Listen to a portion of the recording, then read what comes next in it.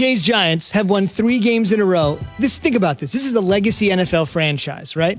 They've won 3 games in a row for the first time since 2016. They have won 3 games in a row for the first time since 2016. It's time for Straight Talk, brought to you by Straight Talk Wireless. Let's get right into it. Okay, so I'm going to have a big old pile of crow here. The Giants were 1-7, and when they lost that 7th game, you might remember the date of that game. It was October 22nd. That may not flash. They played the Eagles. That may not flash. But I believe that's the old game where you-know-who took a little old tumble. And everyone said, oh, my goodness, does this not encapsulate the Daniel Jones era, the Joe Judge era, the Dave Gettleman era, a trip, a fall, and a loss to the Birds? At that point, they were 1-7. Then 11 days later, on Monday Night Football, Key, they played the Bucs and lost on a controversial call at the end, a little PI in the end zone, when we thought the Bucs were a little better than they were. And you said right then, I don't care what you say, they're making the playoffs. I don't care what you say, they're making the playoffs. And I said, Key, bro, they're 1-7. How in the world could they make the playoffs? At this moment, on this day, November 30th, 2020, the New York Giants have won 3 in a row. They're in first place and in pole position to host a playoff game. Yes, that is correct. They are in position to do it. Now, whether or not they're going to do it, I would say that they've been the most consistent team in the NFC East. There's no question about it. The only game that you point to is the San Francisco 49er game where they just looked like a bad football team all the way around. That was the beginning of the year. But for whatever reason it is, Joe Judge has got this team playing like a football team that's trying to win the division and make it to the playoffs. There was this idea of tanking and getting rid of Daniel Jones and all those sort of things. Now, look, it's going to be a battle. There's no question about it. Especially when you got to play the Seahawks, that any team can show up, believe it or not, in terms of Seattle. You got the Steelers, and then you got to see who comes up after that for them. Now, when you talk about what type of team they could be, if they made the playoffs, it could be one of those teams that you don't want to play because the unknown is there. You don't know what Giant team could show up.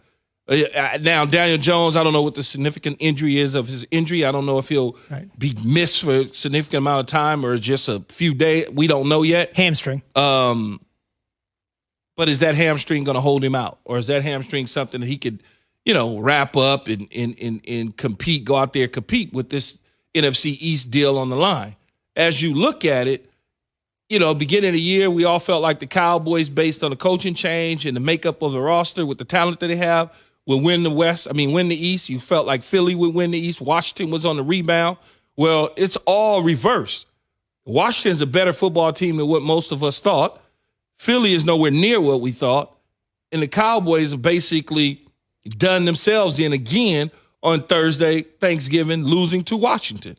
Washington has now won 2 in a row, but up next for Washington, they're going to be in Pittsburgh, so you would think that could be a loss, and that could bode well for the Giants if they can obviously compound that Washington loss with a win of their own. You mentioned they are in Seattle. Let's just WL this the rest of the way because they are at 4-7, but it does get significantly tougher, mostly because now they're going outside of the division. They've been able to feast on the division, but at Seattle, feels like probably a loss, right? Then this is interesting because I just don't know what team I'm getting week to week here. They'll host the Arizona Cardinals. That's what I'm saying. We don't know, and Arizona's coming back east, which is weird.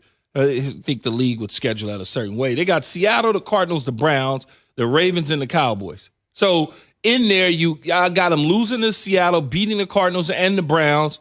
Probably, be honest with you, it's a toss-up on the Ravens, and I got them beating the Cowboys. Wow, that says everything about the Ravens, by the way, right there. It's a toss-up on the Ravens. I don't know what, think about it. Every day there's a different COVID situation in Baltimore, so I don't know where this thing is going to head for them.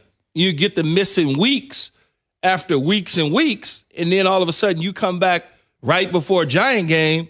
who knows what you put out there on the field. Got to give a ton of credit to the Giants because as much people have talked about their offense struggling, losing Daniel Jones yesterday to the hamstring injury, they bring in Colt McCoy, who was serviceable for sure, losing Saquon Barkley earlier in the season. I just thought it was poetic justice that the Giants won the game essentially on a strip sack. Look, nothing's going right on offense. Our young studs aren't there. We might not have both the rest of the way depending on how bad this hamstring injury is. There are some initial reports it's quote-unquote pretty bad. We'll talk about that in just a little bit, and we'll obviously follow. As teams go, though, Zubin, you start to build confidence. You win games, you build that confidence. That you're a puppy, you're young, you don't know what you're doing. And all of a sudden, you start to say to yourself, oh, okay, it's not so bad.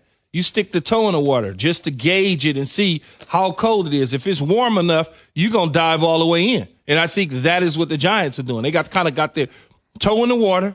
They're trying to get a feel for it. And as they continue to realize, oh, we can play with these guys, they become very dangerous. How impressive is it, in our final minute, how impressive is it that even though Joe Judge is old school, was throwing down the gauntlet with guys running laps in training camp when he had no bona fides, had never coached an NFL game, started 1-7. There's another team in that same city, by the way, that's spiraling, and their head coach has lost all modicum of control and respect. You're 1-7. You're sort of a hard ass coming in, let's be honest, on day one. And they never gave up on him. That just seems like a recipe for a disaster for a lot of teams. Well, I'm winning. Believe it or not, I'm winning. I may not be winning at a clip that is, 10 wins, but I'm winning games, and we're in games. And so, therefore, you're going to give him an opportunity, a chance to screw it up. Adam Gase ain't never won nothing, right? Adam Gase came from Miami and basically was handed a jet job, should have been fired a year ago, but yet and still they retained him. Now look at it, it's a disaster of an organization this year. So therefore the players are like, man, please, because they see it. The moment that they see it with Joe Judge, they either going to get on board with him or not. But he's certainly showing them that they have the ability to win football games and be right in the thick of things. And Adam Gase does not. No one likes Adam Gase. That's just the bottom line. They don't like him. No one likes him. Straight Talk Wireless, no contract, go ahead. No, go ahead, finish.